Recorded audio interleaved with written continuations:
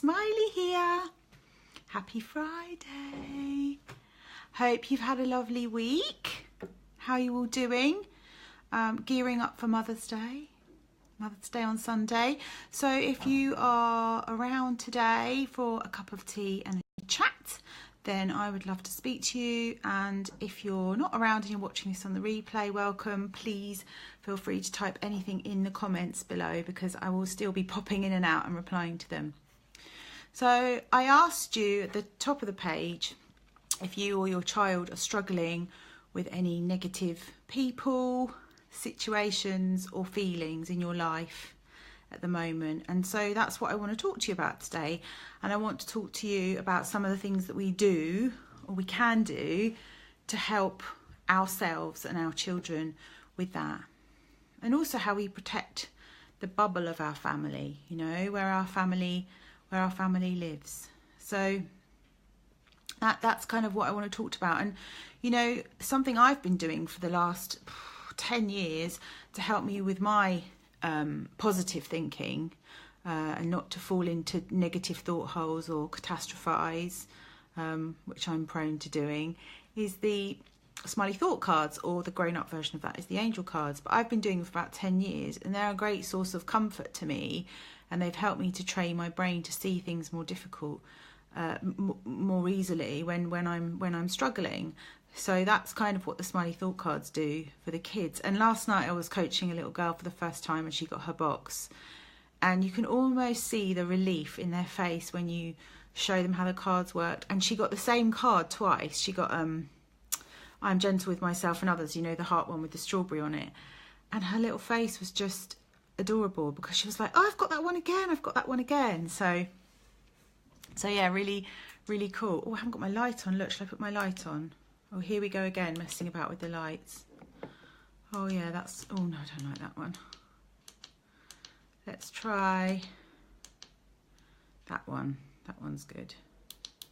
So yes, so that's one thing that I found a great source of comfort. And lots of families dip in and out of the smiley thought cards, you know, they have them out and then they play with them and then they put them away, and you can always revisit them, and there's always new things to be learnt when you go back and visit them. But something that I've really noticed about the energy pod, so the energy pod's starting to build and become quite popular now, and we've got the same people showing up every week. But what I've noticed is that there are more people coming to the negative energies than the positive ones. So how does that work then? So, you know, the disappointment, the worries, so you can get those on the replay, by the way, if you want excitement, disappointment, worry, courage. What else did we do? I can't remember. We've done 5 classes, and this week is the energy of negativity. But you can pick up the replays over on at the website smileyforlife.com/replay. So you can get them there. But what I'm noticing is that we label feelings as good or bad. So, you know, the good feelings would be excitement and joy and happiness, and the bad feelings are sadness, interestingly, anger, worry, doubt, fear. We have to be really careful, because not all feelings are good or bad. They're just feelings. And we also can't selectively numb out our feelings. So we can't say, I don't want to feel anxiety, so I'm going to get really busy in my life and do hundreds and hundreds of things so that I don't have to feel anxious. Because if you start to numb out feelings, and ways that we numb out are by disappearing on screens, or eating, drinking, smoking, keeping perpetually busy, interfering in other people's stuff which doesn't concern us, you know, making it about their problems instead of looking at our own. They're all ways that we numb out from how we're really feeling, connecting with ourselves. And you can't selectively numb. So if you start numbing out the negative feelings, Ross from Friends air quotes, negative feelings, then you numb out the good ones as well. And I think we need to teach our children to be with all of their feelings, and we need to teach them that all feelings are okay. They're neither good or bad. They can feel uncomfortable, and we have to learn to lean into the uncomfortableness of our feelings. So I think that's what I'm trying to teach them at the Energy Pod. So when you're looking, and I thought about not telling you what energy we were going to be dealing with every week and just making you come to the class. Because what's happening is people are going, oh no, we don't need to deal with the energy of excitement, or oh no, we don't need to deal with the energy of disappointment. But feelings never really show up one on their own, one at a time. We normally get a whole host of feelings that can appear at once. So sometimes if you think about it, you can be frustrated and disappointed, and if you go underneath those feelings, you can be incredibly sad or bereft, or you can feel shame, you can feel guilty about something. So, you know, the feelings all show up together and they're complicated, which is why I'm teaching the children at the energy pod that they're different energies, and we're giving them colours or calling them animals, and we're identifying with them where we feel them in our bodies. So we get, you know, they're getting more comfortable with their feelings. And what I've noticed is some of the children who, there's a couple of children I can think of who've been coming to the energy pod since the first week, and they were highly resistant to it. They're quite angry children, and over time, so 5 weeks in, they've softened. And at the end I ask them, I say, we do a little chart and we fill in, we rate our feelings from 1 to 10, and I say 1 is poo, 10 is great, you know, and these are the kids that were going 2.25, or I feel 1, or I feel a -10 or whatever. And now 5 weeks in, they're saying 8 3/4, 9, you know, or 6, and their scores are growing, and so they can see their own progress. And that's the thing with feelings. That's why it's dangerous to start labeling them as good and bad. We should welcome in all feelings and allow them and learn to be with them, because they have something to tell us. Some of them keep us safe. Some of them tell us what we like and we don't like, which enables us to set boundaries.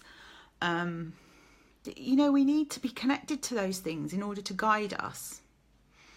And if you think about the more positive feelings, I always think about Brené Brown. She is a shame and vulnerability researcher, or storyteller, as she calls herself. And she always talks about that feeling of joy when you stand over your child when they're sleeping at night, and you watch them sleep, and the little chests go up and down and they close their eyes. And in a split second, you realise that real precious moment of joy can be taken away from you at any time. And so joy and happiness and the more positive feelings can make us feel quite vulnerable and realise how precious life is, and how 1 minute things can be amazing and the next minute not so great. But if we talk about being comfortable and uncomfortable feelings, I think that's better than saying that they're good or bad.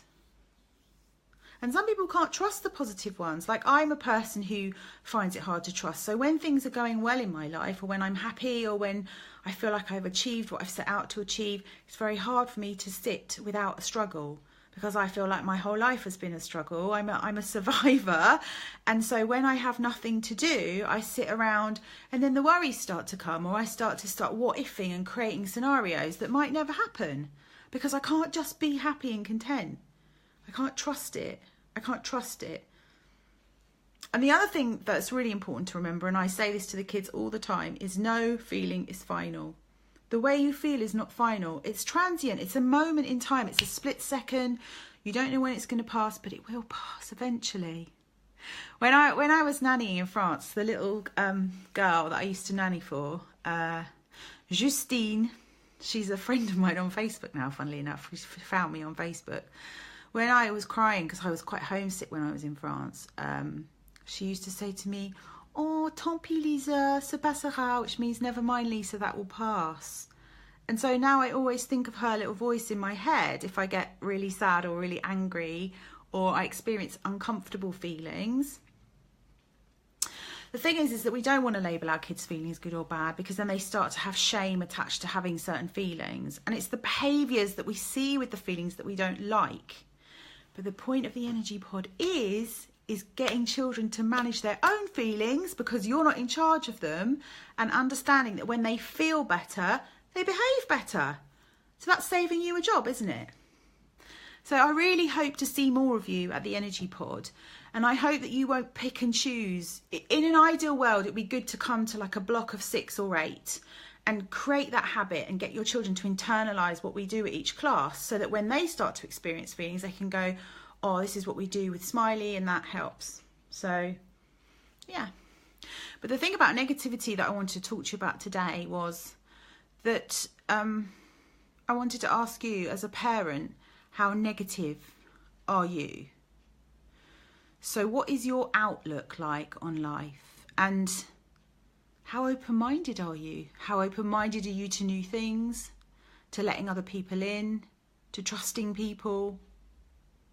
So you may have seen this week that I've put a really lovely testimonial from a client of mine, Michelle, who I've been working with for about 18 months. If you go to the video section or scroll back down the chat roll, you'll be able to watch it. It's really lovely, and it was so brave of her and kind of her to take the time to put her feelings on a video. But she said, you know, it's really hard to trust people, but when you see your child so distressed, you know, that's the only choice you've got. And it got me thinking, that is that why people leave it till things get really bad before they come to coaching? Because as a parent, are you making that mean that you failed your child in some way if things aren't going right and you can't put it right? I think a lot of you think like that, and it's not about you. How can you be all things to your child? How can you be all things to your child? That is just ridiculous. As in, it's an impossible task. Like, I can't be all things to my friends. I can't be all things to my clients. So if I think my clients need something else, I'll signpost them on to other things. I can be resourceful and help them as much as I can, but I can only show up and be myself, and you can only show up and be yourself. And that's why, as we're coming into Mother's Day, and I know I bang on a lot about self-care, but I've made my mum's programme, which I'll put the link in below for you. I've given you 50% off it with the code MumsRock until Monday, because in that course you will learn to rewrite your job description in a way that makes you lower your expectations of yourself. It's also really unfair on your child, right? It's really unfair on your child if your child feels obligated to come to you with everything that isn't right in their life. Because when you're not there, and there will be times when you're not there, they will not be able to function independently. They will be thinking, I need my mum here to sort this out. That's not a healthy way to think. They don't. They have all the resources inside of them. So, dare I say it, but when we become helicopter mums or tiger mums, where we're hovering over them and we're managing the homework and managing what goes in the school bag and managing the bedtime, and especially when they get over the age of 9, not allowing them to make mistakes and discover and start to organise their own lives and listen to their own feelings, when we don't do that, we think we're doing it from a place of love and being helpful, but we're actually doing them a massive disservice. And it's funny, because when I start talking about the energy pod, or when I did Smiley TV and Chatty Club, you start talking to people and they get preconceived ideas about things. It's so frustrating. So they say, oh, like, people will ring me up. They're ringing me up as an expert and asking me for my opinion. So I can probably think of, like, every 2 phone calls I have, a parent will ring me up and say, this and this and this is happening, what do you think we should do? And I say to them, do you know what? I think if you come to the energy pod oh no, we don't want to do that. I'm the expert. You've just asked me what you can do. I know that if your child comes to the energy pod for 6 to 8 weeks, that you'll be able to deal with whatever you're dealing with. Hi. And you are standing in your child's way. And I'm not telling you off, because that sounds like I am telling you off. But what I'm saying to you is, don't make it about you. Don't make it about your fears and, oh, I don't want to be in a group with other people. I don't want other people to see us. I don't want people to know about what's going on. Don't make it about your stuff. That's shame talking. That's shame making you wrong. You're human. You're not meant to know it all. If there's something that you can't work out in your family and it's something your child needs, you're standing in your child's way when you are not allowing them to explore resources and things that are available outside of you. And actually, the way that I've set the energy pod up is so that mums can be present with their children, and through your children you're going to learn so much stuff, because you're going to see how they respond to me. So that's the other thing. I was talking to mum the other day and I said, oh, come to the energy pod. Oh, it's not going to sit in front of the iPad for half an hour. Oh, we can't do a Monday. Oh, and literally gave me 10 reasons why they couldn't come. Don't give me 10 reasons why you can't come. Give me one reason why you can, because your child is going to feel better about it, and you're laying the foundations of their emotional intelligence, which is going to be the making of them in the future. And that's a fearful parent talking. So another example of that, and I'm not making these people wrong, but I'm just showing you how, and we can all do it. I get in my own way. I do this to myself. I'm not just making it about parents. I will, if I've got to write something new, like this week I was writing my podcast and I didn't sit down to write it till 3 o'clock because I found all sorts of things that needed to be done. And I found all sorts of ways to get in my own way and not do it, because that's what we do. But I want to bring it to your attention because, and I have written on the Energy Pod booking page a series of questions that keep coming up. So, you know, some parents are saying, my child won't sit still for 45 minutes. Okay, have you met me? Have you seen the way children are when they're in the room with me? The little girl that came to see me last night, when the time was up, she didn't want to leave the room. And I'm not saying that in an arrogant, showing off way. I'm saying that is my gift, to engage children and give them what they need. And they love, if you could be a fly on the wall at the Energy Pod, the kids love it. It's really simple. It's not difficult. It's fun. You're sitting by their side so they get you time, which is what every child wants. You will watch the way they interact with me. You will learn stuff about them. We've already seen it happen. It's amazing. But sometimes, like, we get preconceived ideas about things. So one mum said to me, oh yeah, we came, but we weren't really sitting still and she was off drawing and blah, blah, blah. And I was like, well, she's 6. So I'm on in the background. She can hear my voice. She's gotten into the zone of drawing because we've started off some drawing. She's resisting doing the relaxation, but she's happily sitting there with her drawing, engaging the right side of her brain, being very relaxed, and she's marinating in that energy. And that's what she needs. And the thing is, she might only be 6 years old, but she knows what she needs and she's learning to listen to herself. If as adults we come in and say, you're not doing it right, you need to listen to Smiley, you need to get up to the iPad, you need to write this down and do it this way. That's our way of doing it. And our way is not always someone else's way. And there are many ways to skin a cat, and children do know what is right for them. They really do. And I see it so much in my work. And we sometimes put our stuff on them and we stop them from learning what they need to. We make it about us.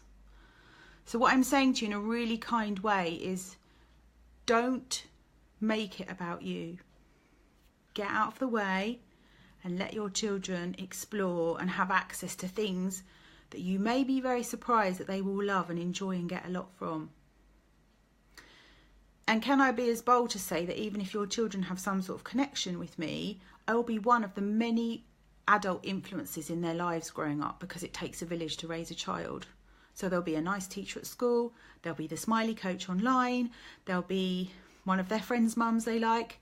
It doesn't mean that you're not their mum. You'll always be their mum. And the fact they're not coming to you doesn't mean that you're not good enough or you're doing it wrong. But you probably need to look at that. You probably need to go and talk to someone about your not good enough buttons. They weren't installed by your children. They were installed a long time ago.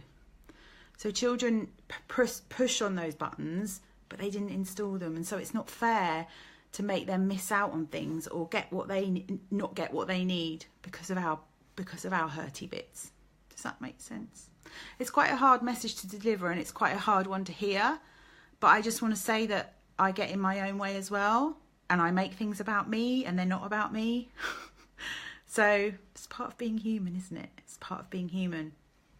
But what we will be doing at this week's Energy Pod is actually looking at the people around us who can create negativity. So there's a saying, isn't there, that you become like the 5 people that you spend most of your time with. So I'm going to get the children to look at the energy they're sitting in. So some of that will be the energy of their family. And I'm going to look at how families can create bubbles and protect their family energy. So there's lots of things that make demands on our family energy. School, homework, other people, grandparents, in-laws, friends, neighbours, work, chores. And I'm going to get families to look at how they can protect their family bubble so that they can make the most of that time together when they come together and connect as a family, because that's so important. And in today's busy world where we are disconnected by so many things, We need to really make sure that we carve out that special time together as a family. The children need that. They need to rest in that love at some point during the day for about 10 to 15 minutes and know that they're seen and heard as they are and loved by you. And that's why I think bedtime's quite important, and I think people dread bedtime because bedtime can be a battleground for some parents, but actually bedtime at the end of the day, when you've been separated, is some of the most precious moments where you can snuggle up and connect and have those magical moments and talk and share and be with your kids, I think. So if you are a mum who is putting all of those expectations on yourself, and I am writing a blog post actually about this, and I'm using Michelle's testimonial video that I've referred to earlier on in this video to show you that actually when you let other people in and you don't make it about you, my neighbour started banging now, good. When you let other people in and you don't make it about you, your whole family benefits from that. And you're not getting it wrong, and you're not a bad parent, and you're not failing if you reach out and ask for help. In fact, families who are struggling on their own and not reaching out for help and asking for help and feeling like they can lean on other people, I worry about those families the most, because they're trying to be perfectionistic and they're trying to show up in a certain way and they're trying to say to the world, we're fine, there's nothing wrong with us. That's a dangerous place to be, a very dangerous place to be, because none of us are living like that. None of us. And I think, social media exacerbates that. I've started going on Instagram and doing Insta stories, and I've often gone to post things and thought, that's not Instagrammy enough, And then they're all set up stage shots. And I grew up in a world like that where we had to look and behave a certain way. And I don't want to live like that as an adult. I don't know about you. It's a massive pressure. And it's not real. It's just not real. Anyway, there's not many of you around today, so I kind of feel like I'm doing a training video or sharing my deepest, darkest thoughts into the camera. But I want to say to you that lots of us are affected by negativity in different ways, and I think you'll find Monday's class really interesting. So you can book a ticket, smileyforlife.com/energypod. It's £10. It's 5 o'clock on Monday, and it is recorded, so you will get the recording and the Smiley Fun sheet afterwards to be able to do at home on your own if you want to. I guess the benefit of coming to the live class is that you get to interact with me, and the kids type into the chat roll and send me hearts and likes, and you get, it's a bit more of a Smiley on steroids really, as opposed to getting the replay, but you still get what you need from the replay. And all of those replays are available to buy on the website smileyforlife.com/replay. So I don't want people to miss out, because there's gold in those sessions. There's really simple, quick, easy tools that you can boost up the positive feelings and get comfortable with the uncomfortable ones, or find ways to help the uncomfortable ones move on. And that's kind of where we want to be. We don't want to be saying this is good and this is bad. That's very black and white thinking, and life is all about shades of grey. Or rainbows in my instance. Do you like my rainbow top? I made it with a transfer. Is it a transfer? The iron-on ones that you get from H&M. I just bought one of their cheap sweatshirts and ironed it on because I thought this is going to be great for the kids at the Energy Pod on Monday. Yes, and if you want to get your hands on my How to Be the Mum You Want to Be course, which is 50% off today with the code MumsRock, so that you can lower those expectations. It's not all about you. Be the mum you want to be. Write your own job description. Stop doing it because everyone else is doing it, or because your mum did it, or because, Mother's Day. Can I just have a quick rant about Mother's Day? And then I'll leave you to it. But Mother's Day is it annoys me. And I've got very personal reasons for that. But Mother's Day is such a sad day for lots of people. Like some other holidays are, like Christmas Day. Not everyone's got a mum. Or some people have never met their mum because they're adopted. Or maybe their mum's got cancer and is dying. Or maybe their mum has died. Or maybe they didn't know their mum. Or perhaps their mum was an alcoholic and they never had that mum connection. And I hate to be negative, because I hope you are all going to celebrate the wonderful job that you do on Sunday.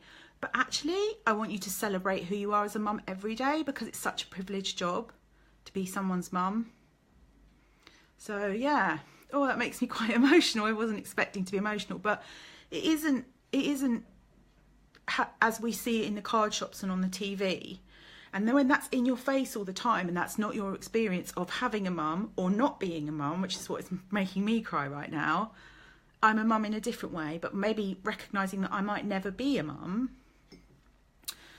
It's really in your face. It makes the lead up to Mother's Day quite emotional and fraught.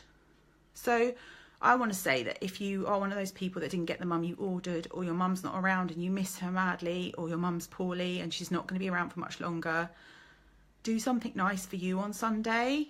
Do something nice for your inner child, for the little girl inside of you that is asking you for something. Make sure she gets seen and heard for who she is, and make sure that she recognises that she's really special.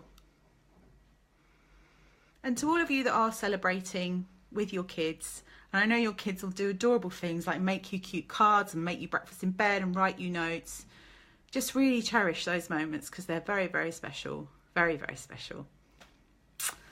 So for those of you who are online, does anyone have any questions about the energy pod, or about the mums course, or about anything else while I'm here, really? Because I'm here to help you, and if there's anything you want to ask me, I'm happy to answer. I'm just going to stay online and see if anyone asks me anything. I know sometimes it's not the appropriate forum on here to talk, but you know, you can email me, lisa@smileyforlife.com. I love to hear from you. I was actually looking to hear from the mums that did the free training that I ran last month and see how you're all getting on, because I didn't take contact details from all of you, and some of you have been messaging and hearing that you're doing really well and you found the class useful. But if anyone else was at the class and wants to reach out and share what's been happening since you did it, then I would like to hear from you too. So yes, so I'm going to go now. That was a big Facebook Live, but with a very important message. And I hope you all have wonderful weekends, and I hope to see some of you at the class on Monday. And I will probably be back very soon to speak to you again. So take care. See you later. Bye. Bye.